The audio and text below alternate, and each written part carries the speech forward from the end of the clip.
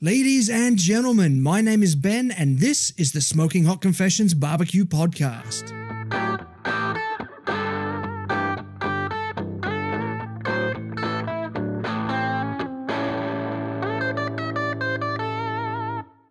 Hey family, I hope you're well wherever you are and you got that thin blue smoke rolling. This is episode 6 of season 6, my US road trip part 2. In this season, I kick things off with 2 weeks in New Orleans. There, I head to a couple of competitions and spend some time hanging out with the who's who of Southern barbecue. From there, it's up to Kansas City for 4 days of barbecue nirvana at the National Barbecue and Grilling Association's annual Conference and Excellence Awards.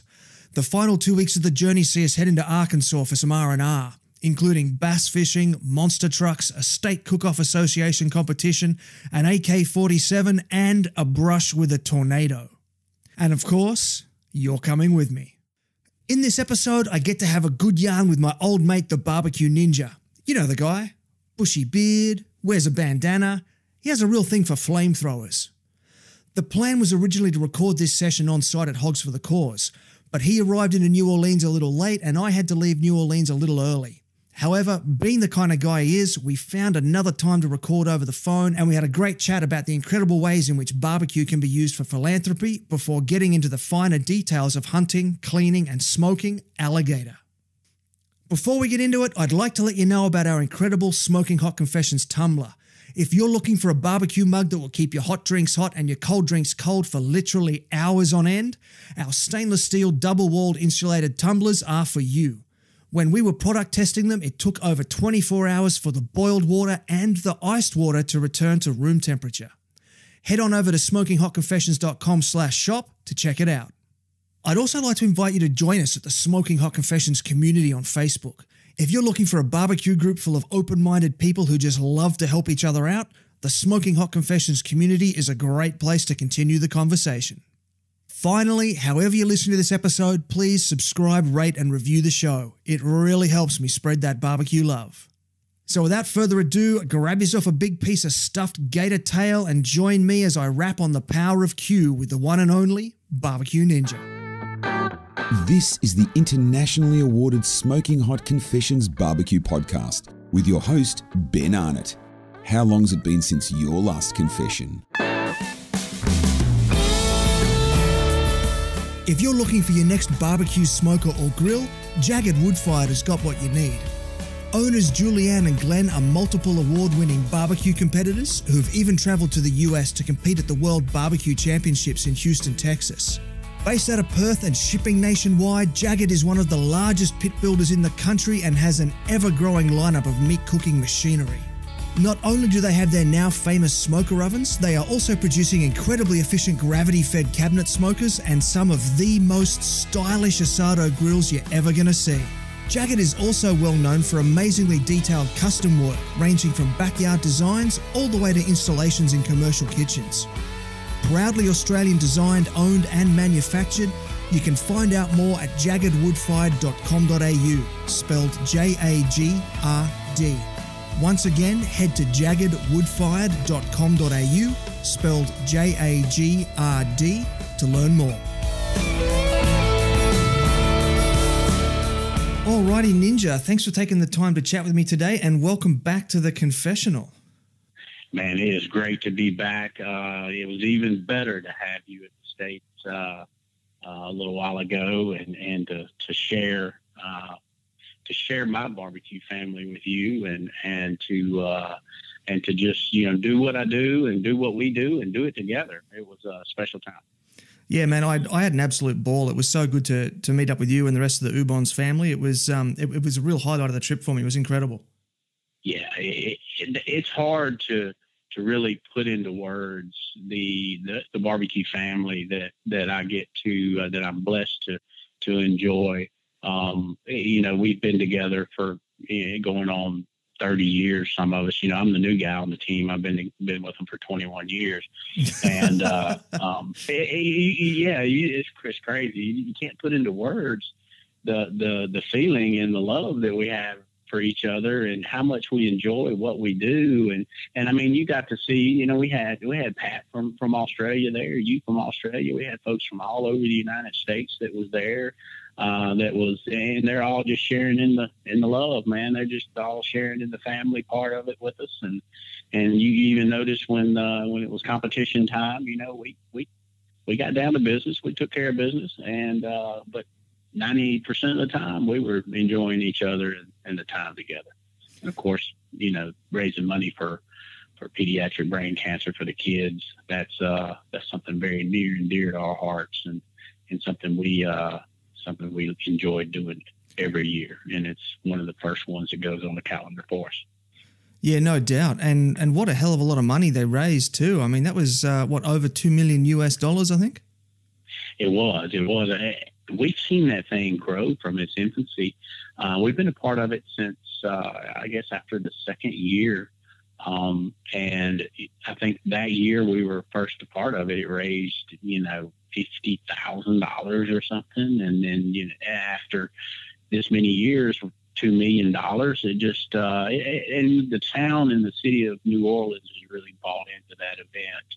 And there's, teams from all over the United States that's really made it their number one fundraiser and the number one thing that they really concentrate on raising money for throughout the year. And it shows in those numbers. It really does. And it's impressive. Yeah, absolutely. So impressive. So, mate, tell me, what was the last thing that you barbecued? The last thing I barbecued was a couple of weeks ago. I mentioned earlier, or if you were recording that, but we were in New York at Brooklyn, New York, at a place called Pig Beach, and we were it was a fundraiser there again. That's what we do most of, and what I do most of now is events and benefits and fundraisers. But our menued item there was flamethrower chicken wings.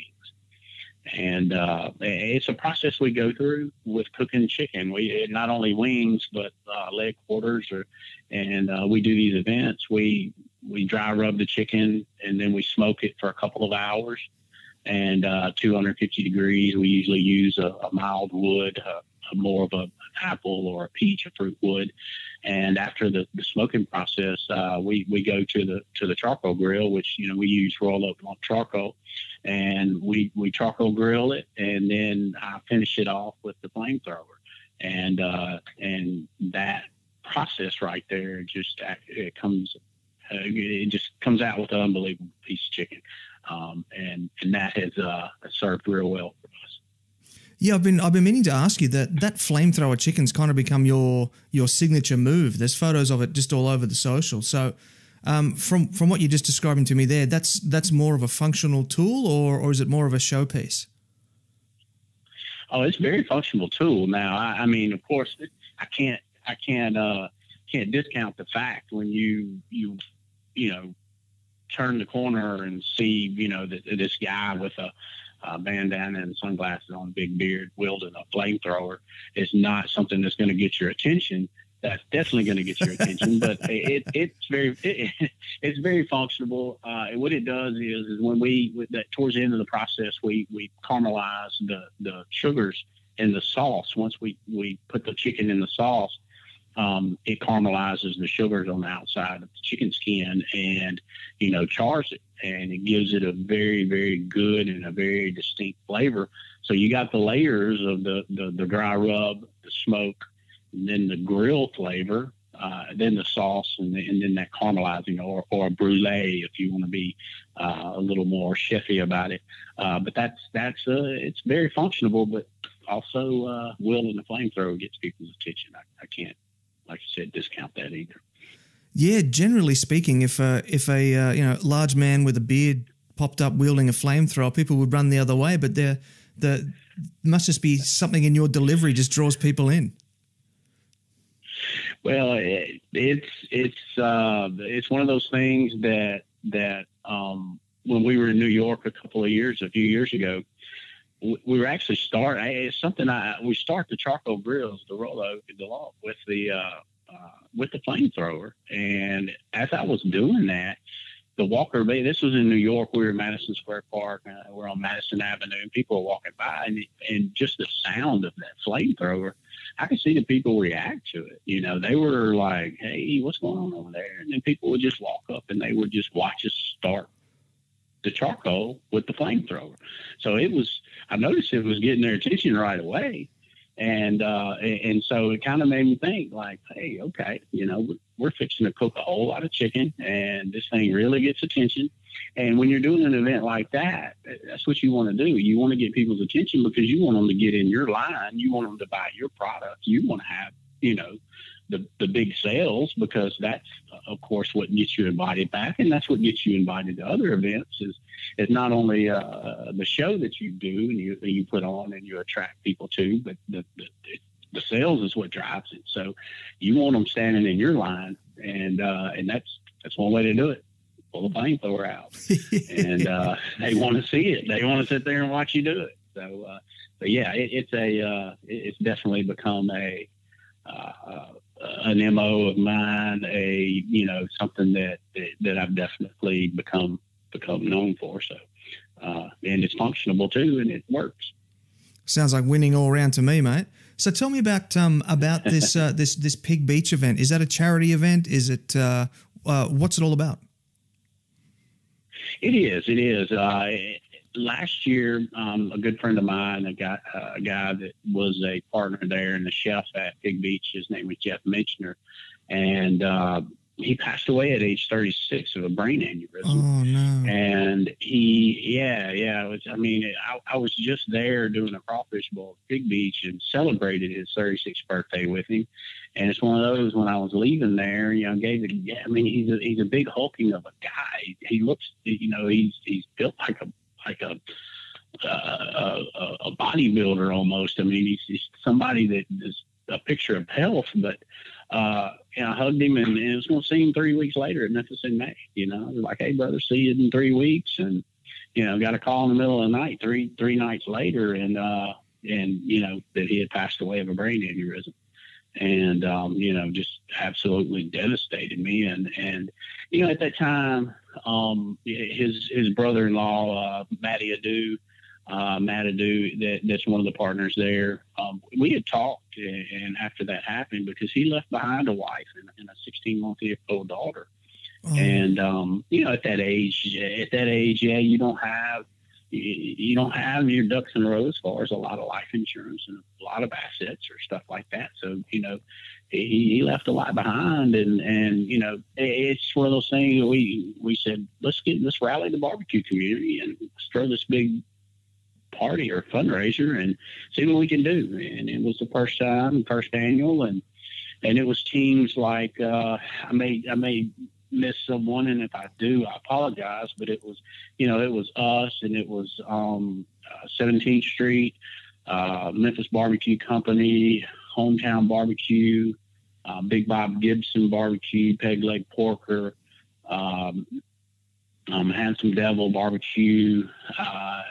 And that's just some of the guys. I know I may have missed one or two there, and if I did, I apologize. But Kelly Dallas with out of Arkansas was there too, and it was such a feel good thing, and everybody, it was such a great vibe because everybody was there really pouring their heart into what they were doing, and they knew it was such a good cause, and having Jeff's wife there and young daughter, and just seeing them walking around and getting the hugs and getting the love, and we were a part of that. We were making that happen. They had a silent auction that raised money, and the GoFundMe page, and it was over $50,000 that we raised just that day. Oh wow! And so yeah, and of course they're going to make it an annual thing, and we're going to build up the scholarship fund for the daughter and the coffers for the wife, and get that done. But we've even talked about down the road and expanding into other philanthropies to have and benefiting more than just them, and benefiting more things. So but it was a really, really great event, and those guys, they ran a first class operation. They had it done right. Yeah, sounds like a great way to really celebrate the memory of a good friend. And that's one of the things that I love about barbecue is that barbecue can do so much good stuff. If it's on a if it's on a very specific scale, like what you were just talking about, or on a larger scale, like Hogs for the Cause, it seems like barbecue has the real power to sort of bring people together for good. Which I just really love that about the whole scene. Yeah, it's family to us, and not only the family that we have on our team, but the other teams, the people that we've gotten to know over the years. It's a hashtag out there. It's barbecue family hashtag. And we were one of the first to start, hammering that out in our social media, because that's what everybody was to us. I mean, it was barbecue family. We're one big happy family. Like you saw, we bring our front porch wherever we go. Everyone's welcome. And it really shows. And it showed up there. It shows up at Hogs for the Cause. It really shows up, and when it does, it shows out, and it's impressive. Yeah, absolutely. All right, I'm going to shift gears on you just a little bit. I heard you mention Royal Oak Charcoal there before. I understand that you've now become a brand ambassador. How did that come about?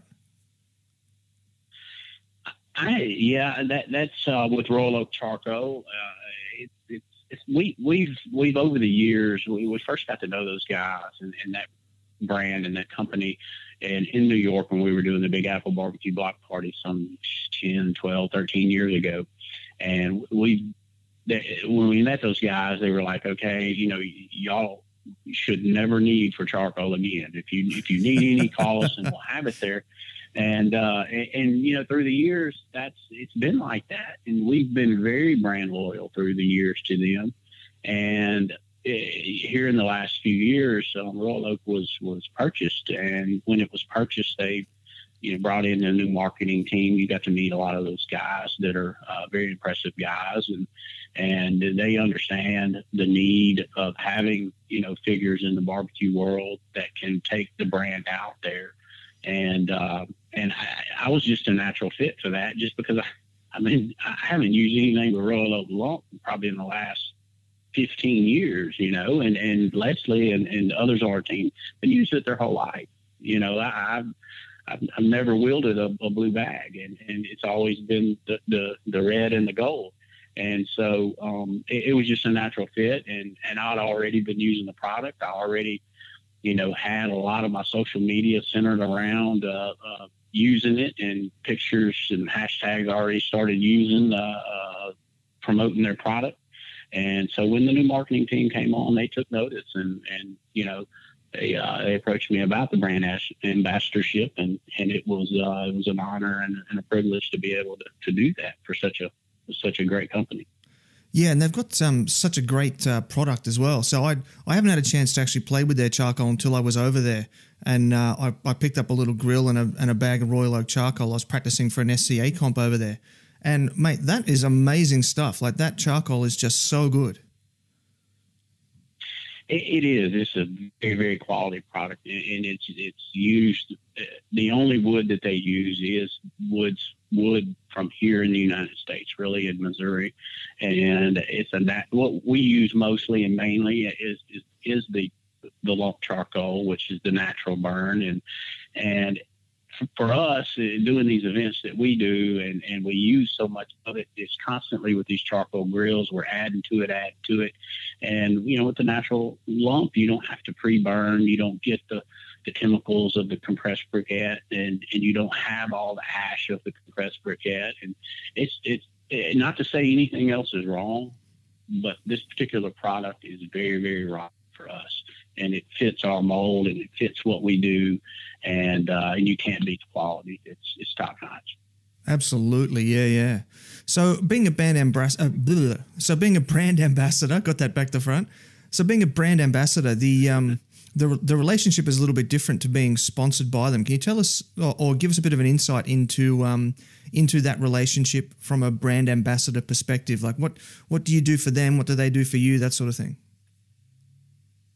Well, there's some expectations there. You kind of have to, if they want to use you in promotions as far as videos, or Roll Up just launched a YouTube channel and wanted to use us as their their content as far as recipes and how to use the product, things like that. We're of course very accommodating and willing to do that. You represent that brand. When I go to an event, I wear Royal Oak, attire and while I'm at the event, I'm using the product and making sure that it gets visible. But it was a natural fit for me. Like I said, it's something I really believe in. Anything that you really believe in and that you use and that you enjoy and you learn to your craft with it to be consistent, and it's easy to do. But what they do for me is they're promoting me and they're promoting my brand, kind of as partners with their social media and with what they do. So it's a two-way street. I'm promoting them with my brand, they're promoting me with their brand. So they're getting my people, I'm getting their people, and that's kind of how that works. Instead of them just giving me product and say, hey, take a picture and post it and hashtag it and that's it. They're also on board with what I'm doing and supporting me and promoting me. So that's the big thing about what we're doing. It's a team. It's not here's a bag of charcoal, take some pictures, and that's the last time I hear from like that. I'm in communication with these guys all the time, and but it's right now, they've got a new marketing team, like I said, and some of these guys are wonderful marketing people. They're wonderful minds when it comes to it, but they haven't been involved with barbecue, boots on the ground to events as much, and that's kind of where we're helping. That's where our ambassadorship is really helping is to show them how that product fits into what we're doing and how we can showcase it in what we do. And that's coming along, and that's really starting to blossom doing that. Beautiful. Yeah, that's a real nice sort of summary of the difference between sponsorship and brand ambassador. That's fascinating stuff.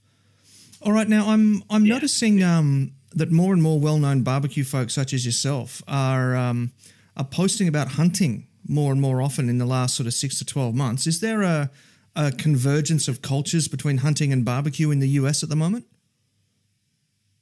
Well, it's a natural. It naturally goes together. A lot of your barbecue people hunt, and a lot of vice versa. A lot of your hunters barbecue, and you have seasons. And your barbecue usually runs March to in the summertime when it's good weather to be outside and grilling and cooking, and it usually ends around the end of October, and then that hunting starts in November and goes till the end of February. And so, and my thoughts in the whole thing is why stop barbecuing and when it goes right in together with hunting, and because what you hunt you're going to harvest and you're going to cook. And that's what I do. Everything I harvest, I cook and eat. It puts food on my, family's table. And so that needs to be shown with barbecuing. You need to show how you cook that at the hunting camp. You need to show how you harvest that. And you need to, show how your recipes in wild game. And I've done a couple of classes, wild game cooking classes, and I love telling the stories of how I hunted the animal and how I harvested and I want to say humanely, but it's all a very respectful process to where that animal's hunted to where it actually is nourishment for me and my family's body to eat. So yeah, I saw that a while back, a couple of years ago, and why stop when hunting season? Why stop showing barbecue when we're at the hunting camp cooking on the grill and we're barbecuing? We got the smoker going. We're putting hindquarters on from deer and venison. We need to show all that, and so it's definitely a trend that's happening, and some of these events that are starting to pop up are starting to be whole animal, wild game, showcases. So it's definitely a trend, and it's one that I like. I love seeing it because it's what I do. There again, it's going to be a natural fit for me. I mean, it's what I do. I mean, I barbecue and I hunt, and I fish. So yeah, it's good to see. Do you think that we'll ever see like a hybrid competition where you've got 48 hours to go hunt something and then 24 hours to cook it, like a barbecue competition? That would be really cool. It's a pretty wild idea. You may have some folks with nothing.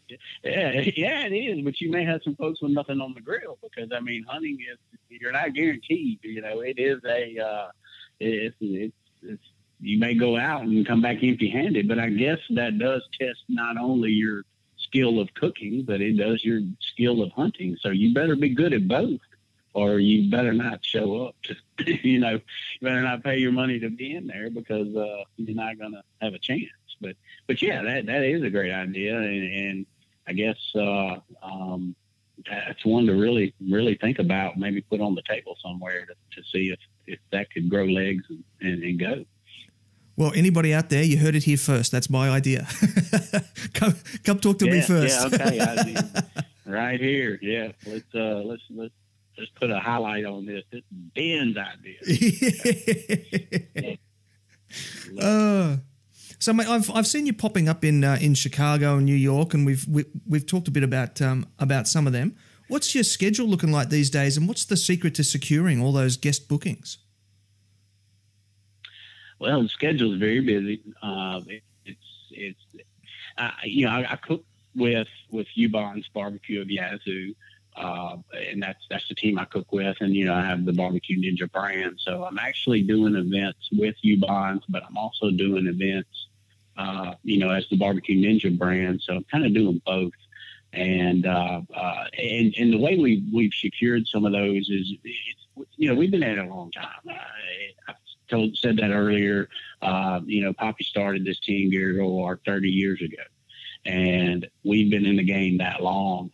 We did competition barbecue for a long time, but we kind of gravitated or mutated, should I say, to doing these big events. And once we built our name up and our reputation up, and kind of got some notoriety, then these events started approaching us to be a headliner and to cook barbecue and to represent Mississippi where we go. And so it's been really cool. It's been really cool because, the Chicago Cook, the Windy City Smokeout, it's a country music festival with probably 14 to 16 barbecue teams from all over the United States.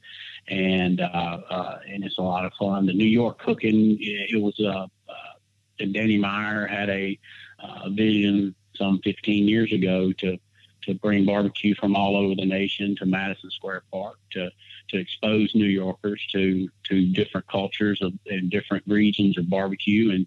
And that thing absolutely took off and exploded. And really that event was what got things churning and really things rolling and a lot of momentum going with these events around the nation, because the teams that were cooking in the Big Apple Barbecue Block Party, they were the premier teams in the United States. And don't get me wrong, I'm not discounting anybody because there's so much talent in barbecue all over this nation. I respect everyone, but that was the teams that were getting the press. That was the teams that were getting all the New Yorkers out there and getting noticed. So when these other events started popping up, those were the first ones that got the calls. And so that's really where things took off for us. But as far as the schedule, it's going to be really busy. I go back to New York this weekend to do a crawfish boil. I'm going to cook a couple of alligators Sunday. And we got Memphis in May, which is the World Championship Barbecue Festival, third weekend in May. And in June, go to Coeur d'Alene, Idaho, and do an outdoor live fire cooking there. And we also go to Denver, Colorado to do Denver Q. And July is the Windy City Smokeout. And August actually is pretty open right now. It's not going to stay that way. Trust me. The way the emails have been coming and the phone's been going, it's not going to stay that way. But I got sacred times. I got hunting times that and alligator hunting starts the end of August and 3 weeks of September. And that's kind of my time. And, I gotta get out there and satisfy that hunting craving. Also in September, we go to Danville, Kentucky and do the Kentucky State Barbecue. And we go to St. Louis, Missouri, to Q&Maloo, and we do a local in October, my local hometown barbecue festival. We do here called Cleveland Oktoberfest. And Leslie and I are going to go to Boston, Massachusetts in October and do a collaboration with Andy Husbands, which is a guy that I actually competed against in Chop Grill Masters a couple years ago. And we're going to go to his restaurant and do a collaboration in Boston. Oh, wow. And of course, like I said, it's pretty cool. He's wanting to bring in some pit masters just to promote and to cook with him and to hang out. Really, that's what I'm looking forward to more than anything. But and then in November, like I said, that's when hunting season starts, and that's when I shut down the cooking as far as events and festivals. But I start the cooking at the camp, and that'll also be something that I put out more and showcase a little bit more this year. And then February, what starts in February next year. That's Houston Livestock and Rodeo. So that's when it all gets going and kicked off again. So it's kind of the year right now, but it's been a good one, and I have a lot of fun doing it, and also it's a lot of work as well. The people that just see the pictures, they like, oh, you're having fun. I'm like, yeah, well, you don't know what it took to get to that point. You don't know what it took to after that, So, but it's a lot of hard work, but it's a labor of love. Absolutely, man. Some people say labor of love. Some people say sick obsession. That's what my wife tells me it is. So you sound really, really flat out busy. Have you got time to come see us in Australia? Man, I would. Look, that right there is something that is high on my goal list. And I'm trying to work every avenue I can to get back there. I really want to. I just absolutely got bit by the Australian bug when I was there in the barbecue culture that y'all have there. I'm so jealous right now because Big Mo's over there. He's a great friend of mine. And I even sent him a message and said, hey, man, I'm going to ride. Me and you going to ride together over there next year, So, but yeah, I really, really want to be back there. And it's something that I've done. It's been a highlight of my barbecue career so far, coming over there and hanging out with you guys and being able to network with y'all. And, I got a pretty decent network set over there between the Houston Livestock and Rodeo and some of you guys that come over here and at the Jack Daniels, got to hang out with the Smoking Joints guys, which I think they're coming back from Memphis in May to hang out with us. And that's just so cool. I mean, you just don't know how cool it is to be able to, me and you, when we were in New Orleans, to sit and chill and just sit there and kind of shake your head like, you came from Australia, to hang out here with us. And this is really, really cool. And it's cool to see the barbecue all over the world, how it's really taken off and how it's going. So, but yeah, coming back there is definitely top of the goal list. Hi, this is Brett from Lane's Barbecue Australia, and you're listening to Smoking Hot Confessions.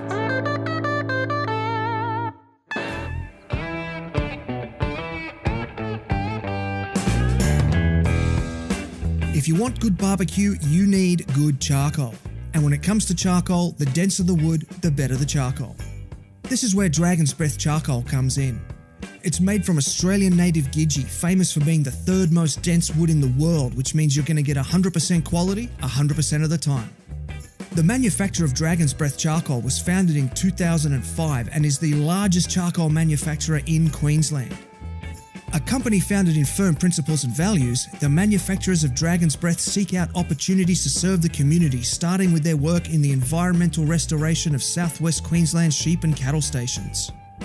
Over the years, they've developed dietary charcoal products for livestock and horses and pets. And now there's garden and agricultural soil products that help keep moisture in the soil while it takes CO2 out of the atmosphere. Dragon's Breath Charcoal will be launching on Amazon in October, so stay tuned for more info soon.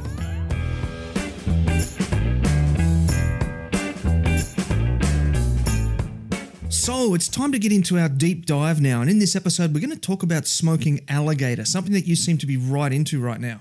So I'll get you to take me through the whole process. How do you go about getting your alligator? Do you hunt them yourself, or are there suppliers you can purchase from? How do you source the alligator? There's actually a couple of companies, or maybe it's probably more than just a couple, that are in Louisiana and Texas that actually have alligator farms, and they harvest these alligators at a certain size. They're usually anywhere between probably 35 and 45 pounds, which is usually 4 to 5 foot alligator, and those are the ones that are really good for whole alligator cooking. The main reason is because they fit on a smoker. And the alligators that I hunt, that the smallest alligator that I've harvested has been like 6 foot 10 inches, and we could probably roll the tail around and get it on there. But the largest one I've harvested is like 11 feet, and that's not going to fit on a smoker. But yeah, they have these alligator farms, and they actually harvest these alligators at a certain size, and there's a couple of companies that'll ship them. And like this weekend, I'm going up to New York, and we're having them ship not only the crawfish up there to boil, but we're having them to ship 2 alligators up there, and when they get there, they're ready to go. I mean, they're skinned, they'll be frozen. So all I'll need to do is go through that process of I like to stuff the tails with boudin and put a rub on the outside and put a smoke on them, and then at the end I like to glaze them with a sweet glaze or spicy glaze, depending on which route I take with them. I'm probably going to do 2. I'll probably do 1 sweet, 1 spicy, and of course I like to finish them with a flamethrower. Just to get that caramelization on the outside, and get that good flavor on the outside. So, but that's what we do. That's what we do. We source them from those companies, and they bring them right to you. Yeah, that's a great source, and it's great that you're getting them at the size that you need too, because you need that consistency when you're doing things as often as you are. So when you do go hunting for alligator, how do you hunt them? Like, are you a bow hunter or a rifle hunter? Is it like the scene in Jaws where the sheriff goes out in the boat and chums the water to bring them to the surface? How do you go about it? That's a great question, because here in the U.S. there's a very popular TV show. It's called Swamp People, and it depicts the people down in Louisiana that are alligator hunting, but they're alligator hunting commercially. So the way they do it is they hang either rotten chicken, or they'll hang a liver or something that's rancid, that has a terrible smell. Alligators have a wonderful sense of smell, so and once they smell food, they can't resist it. So that's how they do it. And alligators bite the line, they swallow the hook, and so when they come back, they're on the line, and they basically take them up out of the water and shoot them in the back of the head and harvest them. But the way I do it is much different. In Mississippi, where I live, the way we have to hunt alligators is at night. And we take out a Q-beam or a floodlight and go across the water, and alligators' eyes reflect when you hit them with the light in the eyes. So when you see them, you're out in a boat on the water, by the way, and so you try to get as close as you can to the alligator. And I get on the front with a fishing pole. It's pretty heavy duty fishing pole, and you got to throw.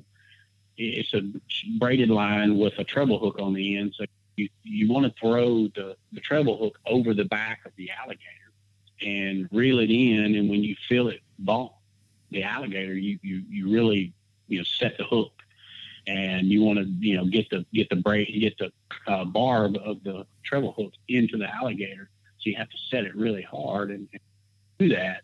You're pretty much, it's on then. I mean, you're going to be fighting this alligator because he's going to take off, and you gotta have a fine line of how much drag and let out of the line. So he's going to take it. You're not going to stop him from doing that. And then you're going to reel in and situate the boat as close as you can and follow him if he's running. And then once you get over the top of him, because they'll get tired after a while, and they'll go to the bottom, sit on the bottom. And when that happens, we've got a throw rope, just a thicker rope with a bigger treble hook on the end. And you throw it out and you drag it across the bottom until you feel it bump the alligator. And when you feel it bump the alligator, then you jerk it and set that hook in it. And that gives you a lot more leverage, because the first pole is just basically to get the hook in it, and to it's not going to pull it to the top. It's not as heavy duty enough. And once you get the rope in it, though, you can pull it to the top. And once it gets to the top, it's going to do the death roll and just roll, and it'll roll until it's worn out. And once the alligator's worn out, it's done. I mean, it's over. He's spent. And once he's spent, then we, put a noose over the nose, and then we put electrical tape over the nose, and then we harvest it from there. We have a shotgun that we take care of it with, and then, take it to the bank. And luckily where I hunt is a lake. It's a small lake. So we don't ever have to put the alligator in the boat. And you probably you probably hadn't, but in Swamp People, there's times that these alligators are in the boat and they weren't shot in the right spot and they're not dead. So surprise. They come alive in the boat. And, yeah, surprise. Okay, we have a live alligator in the boat, and then it's a little bit of pandemonium. But we don't ever have to put them in the boat just because we're in a smaller lake. We can get to the bank pretty quick and pretty easy, and then we've got side by sides and rangers that have we can pull them out with and do that. So, and then after that I'll clean them and the cleaning process is a pretty tedious process. I mean, the skin on the outside, I say skin, it's like leather. It's actually tougher than leather. The first time I was cleaning one, I think about it seemed like every 12 inches I was having to resharpen a knife, but just because it would just dull it so fast. Wow. It was such a tough hide on it. And, but yeah, I did find a knife that I could use. It's called Outdoor Edge, and it's one of these, the replaceable razor blade knives. Mm-hmm. So, once you go down, and of course it cuts so much better because it's a razor blade. And once you get it dull, though, you just pop the blade off and pop a new one on there and just keep on going. And so, yeah, I did find out after a couple of cleanings that I had to take a different route with what I used to do it. And but those work great. And that's I clean the small ones, the ones that are under 7 feet. I do myself, but the ones that are 11 feet, I'm just not really set up to clean those. So we take them to a processor and they take the hide off, and we keep the hide, and we've got a few of those in the freezer. We were planning on making some boots or some wallets or belts, or it'd be pretty cool to walk around and have some boots on of an alligator that I've harvested, and but the smaller ones I do myself and get the tail meat and the tenderloins out, and the leg meat, and the jowl meat, and all that off of it. And because that's really the edible part of the alligator. The ribs, there's not much there. It's not much to even fool with cutting that ribs out. And you got to be real careful though. If you happen to cut the stomach of the alligator, it's acid. It will ruin. It'll ruin the meat. It'll ruin anything that it touches. So you want to be real careful, and that's why the bigger ones we take and have those processed and do those. But the smaller ones I do myself. Yeah, I remember that rule about the stomach from when I was growing up on the farm, and we used to kill and dress our own pigs and lambs and goats and things. I do remember that. Yeah, that was always the golden rule. Right. You could just you could just imagine the acidity of an alligator stomach. You know, these things can eat anything and break it down in its stomach. So yeah, it's very bad. It's terrible. You don't want to do it. Yeah. Now you started to mention some of the cuts that you get off the alligators there before. Do you break them down sort of similar to you would say a pig? An alligator, the main part and the main meat of the alligator is the tail. The tail actually has 4 muscles, 2 on top that has a bone that runs long ways that separates those, and then there's 2 muscles on the bottom, and there again it's got a bone that runs that separates those, and those are the big meat, big part of the alligator, and the best eating part of the alligator. And it does have 2 tenderloins in between those meats on the tail. And on the bigger alligators, the legs, the front legs and back legs are very good eating, very edible, and also the jowl meat. It has a jowl in there. I say a jowl like a pig. It's totally different from a pig because a pig jowl has so much fat content around it and in it. You know, you've eaten it. You know, it melts in your mouth. It's like butter because of the fat content. A jowl meat of an alligator is very, very lean. It's nothing but it's a ball of muscle, and it has no fat on it whatsoever. So it's different in that respect, but it is the jowl meat of it. Right. So if it's so lean, what's the best way to go about cooking it? Because it'd be totally different to what regular low and slow barbecuers would be used to. It is, and the way I like to cook it is I like to cut it in little bite-sized pieces, and I like to put fish breading on it, and I like to fry it and have alligator bites. To be able to cook that ball of muscle and to get it anywhere where it's tender, it's going to be a tough thing to try to do. I mean, you just got no fat content in it. It's nothing but muscle. So that's why I like to break it down where you don't have to chew on it a whole lot. You eat those bites, a couple of chews, it's gone, and it's very, very tasty. Alligator meat's a very neutral meat. It's a white meat, and it's going to take on whatever flavors you introduce to it, be it the rub or be it the wood or be it the sauce or the glaze. I like to stuff the tails. I like to go down the top 2 muscles of the tails and separate them away from the bone, and then go down those tails and either put breakfast sausage or boudin or something like that down the tail. And then that way, when the alligator's cooked, I can kind of incorporate that tail meat in with, the boudin or the sausage and kind of eat it together. It just goes together, and it's because alligator's such a neutral meat. It's gonna, like I said, it's gonna take on whatever you introduce to it. Oh, that sounds so good. It sounds so delicious. Mm-hmm. So when you're at these events and you're putting on the whole alligator cooking show, what's the best way to cook them whole? Do you prefer to build like a little brick pit on site, or do you put them in an offset or a vertical trailer smoker like I saw you using with the whole hog at Hogs for the Cause? What's your go-to? Yeah, it's the one that you saw at Hogs for the Cause.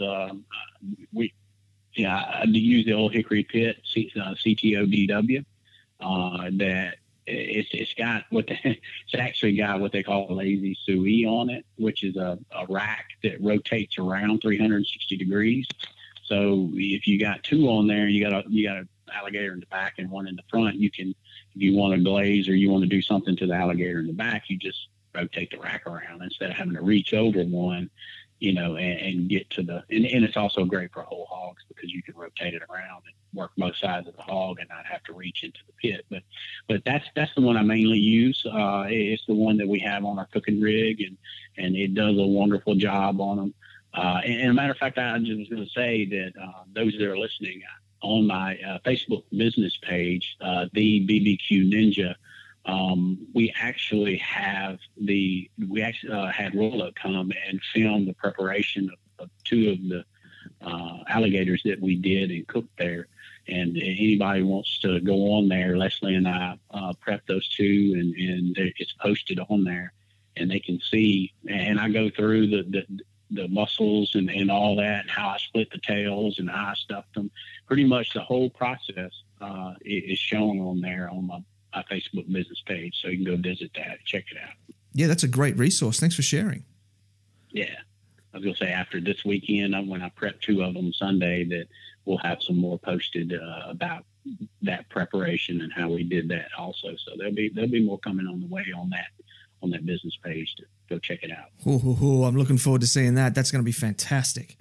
So if the meat is similar to chicken, then am I right in assuming that you don't want an overly powerful wood, like you want to sort of avoid your mesquite and your hickory?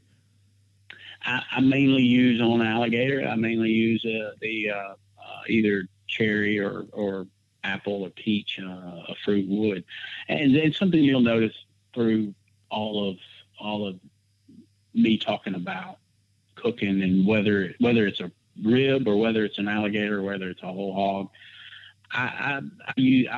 My philosophy, which is Poppy's philosophy that taught me everything that I know, is you want wood to be a flavor. You don't want wood to be the flavor. You want it to be there, but you want it to be in the background. So I'm always very, very cautious or very mindful of the amount of wood I use, the type of wood I use. I love to use pecan on or hickory on bigger cuts of meat, like your shoulders and your brisket, things like that. But your smaller cuts, or a mild like meat like an alligator, I want a fruit wood. I want a mild wood just because I want it to be there. I don't want you to eat that piece of meat and you're going to taste smoke the rest of the day. I want it to be a compliment to what you're eating, not the flavor you're going to taste. Yeah, absolutely. Yeah, wise words there, mate. So what would be your top 3 pieces of advice for people looking to smoke up an alligator? The top 3 pieces of advice would be, number 1, don't be intimidated by it. Cooking as a whole is time and temperature. I try to break it down whenever I'm doing a class or whether what I'm teaching is cooking is that simple. It's time and temperature. It's what temperature you're going to cook it and how long it's going to take to get it done. And whether it's an alligator, whether it's a whole hog, whether it's a rack of ribs, a lamb shoulder, it's time and temperature. So don't be intimidated by it. Give it a shot. Definitely give it a shot. But make sure that what you introduce to it is what you want to taste. I mean, because that's what you're going to get from the alligator is what you introduce to it is the flavor you're going to get from it. And just go do it. Go do it. Have fun with it. It's something that very few people are doing, but just go get one and have fun with it. That's my biggest advice with it. Got a project you'd like to work on with the SHC team? Shoot Ben an email on ben@smokinghotconfessions.com and let's have a conversation. Are you looking for a barbecue store experience that leaves you not just happy with your purchase, but genuinely excited about it? Barbecues and More, the Weber specialist on Weber Drive, is the place for you. Family owned and operated since 2001, the husband and wife team of Jenny and Gary have been combining their love of smoking and barbecue with their genuine product knowledge to help their customers give a truly great barbecue experience to their family and friends. The product range is vast with all the smokers and barbecues from Weber, as well as GMG, Hark, Masterbuilt and Pitt Brothers. Then there's their famous The Art of Smoking classes that are regular sellout successes. Combined with a huge range of smoking accessories, rubs and sauces, they have all the right products to satisfy your needs and your wants. Find out more at barbecuesandmore.com.au. That's BARBEQUES and more.com.au. Alrighty, Craig, we're going to close out this interview now with our lightning round. So I'm going to ask you 10 quick questions and you can just fire off one word or one sentence answers. How does that sound? All right. Now, I'm a Southern guy, so don't be too quick. I talk slow and I think slow, so don't get me too fast. I'll do my best. All right. So, charcoal, lump or briquette? Lump. Chicken, breast, wings, or thighs? Man, that's tough. I love a chicken. We'll go with wings. Well, yeah, because you got to use that flamethrower. Exactly. Well, I actually use flamethrower on all of it. But, it's I love a wing. I love a chicken wing because I can eat a lot of them. All righty. Whole hog, up, down, or running? Yes. All three. Love it. I like to cook a whole hog all three ways. I really do. I guess if I just had to really pick one out, I would have to say running. Yeah, running. Cool. Sauce, on the meat or on the side? If you got a good sauce, put it on the meat. Money muscle, fantastic or overrated? Overrated. Ooh, really? Interesting. Yeah. I mean, it's one of those things. I was fortunate enough to be able to judge the Jack Daniels this year, and I judged a couple of boxes. There were pork boxes, and all they had in them was money muscle. I know you have to do subjective judging and judge just what's in the box, but it's pork. I mean, you're supposed to have more than I say you're supposed to have. Well, you can have what you want in the box, but I like to see more. I don't want that to be the only thing that I get to eat off of a whole hog or off of a pork butt or off of a shoulder is money muscle. I just think it's overrated. I mean, I want to see your talent in cooking that whole shoulder from the front of it to the back of it. I want to see how you can get it done, not just that money muscle. You can pull that money muscle off and cook it by itself. I want to know how you do the whole. You give me a 15, 16-pound shoulder, I want to see how you can get that whole thing done and in that box and perfect. Love it. Offset smokers, standard or reverse flow? Standard. One tip or trick you wish you'd known sooner? To be patient. Be more patient. If you keep opening up the smoker, you keep losing heat. You got to know that early. All right. Question 8, the future. What do you think is going to be the next trend in barbecue? I think the next trend is what we touched on earlier, and we were talking about wild game, and I think introducing more categories to traditional competition barbecue and introducing wild game. I'm looking forward to seeing that. Pellet grills in competitions, yay or nay? Oh, that's so tough. It's getting the end result, and it's how to get there. Which can I say yay, nay? Undecided, split decision. But also the importance of managing a fire and keeping constant heat, and it is important. So I can see both sides of that. I say yay. Excellent. And last one, if there were a fantasy barbecue league, who would you choose for your team? You got to see my team. You got to experience my team. You know that there's no other team for me. It's Ubon's Barbecue of Yazoo. I'd go to a fight. I'd go to a war. I'd go to any competition, any event. And Ubon's Barbecue, I know, is got my back through thick and thin. So that's my team. Beautiful, mate. Well said. All righty, Ninja, that's a wrap for this episode of the Smoking Hot Confessions podcast. I'm going to turn the studio over to you now, so give some shout-outs to whomever you'd like and tell the listeners where they can track you down on the internet. Yeah, you can find me on Instagram at the BBQ Ninja, and you can find me on Twitter at the_BBQ_Ninja. And also my Facebook business page, which is the BBQ Ninja. You can find me on there, and please get on there and give me a follow, give me a like, and I promise you you will not be disappointed in the content that I will produce and give to you. As far as shout outs, man, I tell you, I'd like to give you one, for sure. Just because of the effort that you're putting into the content that you're producing and the quality that you're putting out there, Ben, is really impressive. And the effort that you're going through to give the people that are following your page and that are following you is very impressive. And I know people are taking note. I know people over here are taking note. And so would like to give you a shout out, and also like to give a shout out to the Australian barbecue community. I miss you guys. I really do. I've got to get back there, and I will get back there. You will see me again. There's no doubt about it.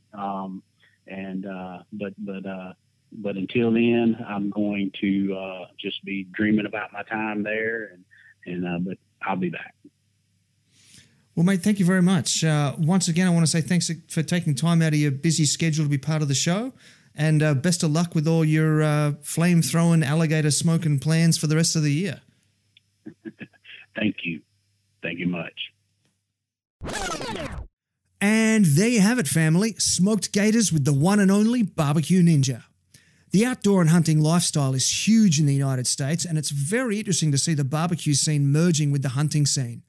I wonder how long it'll be until we see kangaroo or crocodile categories at competitions here in Australia. Huge respect goes out to Ninja for once again coming on board the show. Before I let you go, I want to remind you about our killer merch lineup, the Smoking Hot Confessions community on Facebook, and if you have a minute, it'd really help me out if you could subscribe, rate, and review the show. The ratings and reviews trigger the algorithms and make Apple distribute the podcast further and wider, so they are really important and very much appreciated. And that's the end of the show. Till next time, take care of each other and keep on queuing. Thanks for listening to the Smoking Hot Confessions podcast. Head on over to smokinghotconfessions.com for recipes, tips, and Ben's own confessions.